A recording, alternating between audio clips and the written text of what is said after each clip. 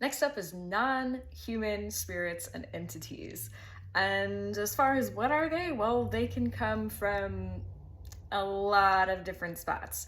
So sometimes you may have an energetic signature or a thought form energy that grows into something else. Sometimes they might even need to merge with a kind of soul in order to do that and become something else. Sometimes you have beings that are just around for so long that they no longer look human, even if they were at some point. These are a variety of things, and I'll tell you, just because some of them might look scary at first, that doesn't necessarily mean that all of them are. So this is a matter of using a variety of your skills. If you are primarily clairvoyant and you get imagery that's scary to you, take a moment and see if you can check that skill or check that vision with any of the other skills that you have in order to really make the call of, do you talk to it or do you just leave? And remember, I get this question a lot where people are like, oh, this, and this. And I'm like, yeah, that's what it looks like. And they're just like, well, what was it? And I was like, I didn't ask. I removed myself from that situation because I was uncomfortable. Remember, you don't always have to know what something is to understand that you got no business with it. Where do they come from? Yeah, sure. They're from our plane. They're from our feelings, our energy, our souls. Sometimes they're like, straight up not. They can come from other places. The way that I see our kind of existence is kind of like different dimensions.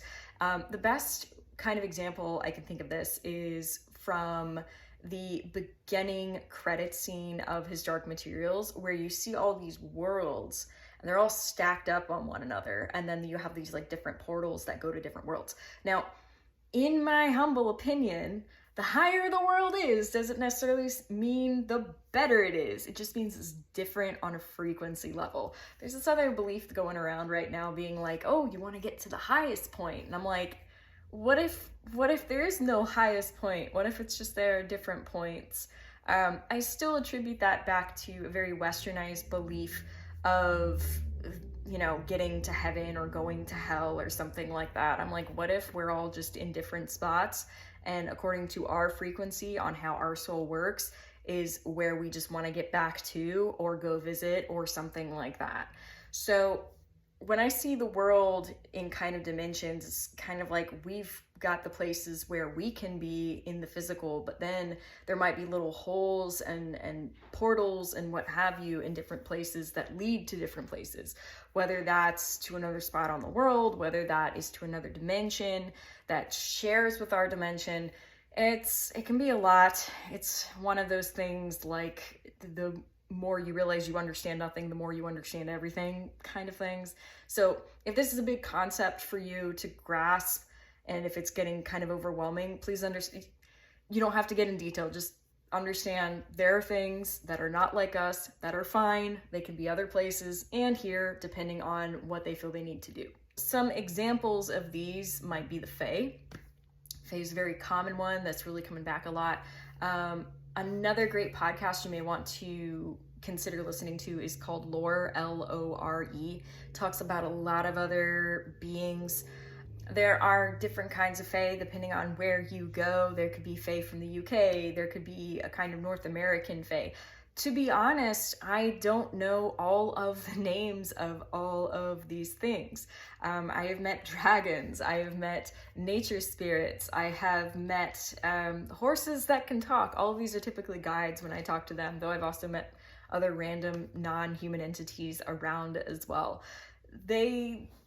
It's one of those things. They call home different places, and that's entirely fine. I've met things that I was only able to figure out existed by looking into mythology. And the reason why I don't know the names of all of these things is when I channel, I really like to go about it without knowing all the things so that I don't get primed. And then what I do is when I find something new, I'll do some research on it, or I'll ask people who know and try to figure out what in the world I was talking to. Now, if you want to go about things the opposite way, that's entirely fine. Do all the research you want. Otherworldly beings. I even have a YouTube that's already up where I go into detail more about this with Emily Dexler, and like there are a bunch of things out there, but the important thing is you can accept that they're there and not walk around being like, is there one there? Is there one there? Nah. You know what? I'm going to include aliens in this too, and this whole like starseed concept and that kind of thing. There's just so much out there. And I think our society's so caught up on time being linear and physical being like, you know, very cut rather than it being like an understanding between us. So just know there's stuff out there. If you haven't worried about it before, you don't necessarily have to worry about it now. The only reason why I bring it up is because, yeah, they are around. They're not all scary. And some people even have guides that are these otherworldly beings, and those can be very interesting. Story time here. I ran into a being at a local metaphysical shop, and a lot of people had been running into him. They've got a really weird feeling about him. And really I should be saying a they, them at this point, because this being is beyond gender at this point.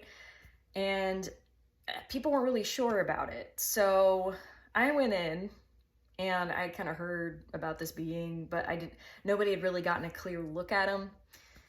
And so I go in and I was like, okay, this looks like a tree on top of the legs of a deer. And it was very black. It was like legs of a black deer, shiny hooves, but they were black, and then like it looked like a dead tree on top of this deer. And yeah, if I were only using clairvoyance, I'd be like, whoa, like what is that? But I talked to them and they had things to say, and they were really chill about it. And they were like, oh, hey, you understand what I am? And I was just like, no, I don't, but I would like to. And they went into how old they were. Like, and years are very different in spirit, so kind of take this number with a grain of salt, but I got 6,000, like 6,000 years old. That when he was alive, he was a part of the local tribe of Native Americans here, and he worked as a medicine man, and he stayed behind to grow, and he grew through nature. And so over time, he started to merge with different elements of nature. And yeah, 6,000 years later, he looked like really different. And honestly, they were fine with it. They were absolutely fine with it. They were just like, yeah, if people are going to just see me and not see who I am and what I do, then I don't want anything to do with them. And that's why it's important to mark your bias when you're starting to perceive spirits. I want to be as open-minded as possible, which is why I don't adhere to any sort of religious beliefs that are going to give me blinders and say, oh, there's this, but none of this is a thing. No, I just try to go about it as open-minded as possible, so I can just be like, I don't know what you are, but I sure would like to know. The thing is, this being was super cool. The reason why he was in this metaphysical shop is they said that people would walk in and they would have these ugly little things attached to them, like little energies, like little beings sometimes. And all they had to do, this being, was go over, and basically they used part of the branches as like really long fingers, and they'd go over and they would simply pull it up and then they'd actually eat it like that. I saw them do this. And if I were primed by something, I might have been terrified and been like, oh, they're collecting bad beings to, hit even more bad. No.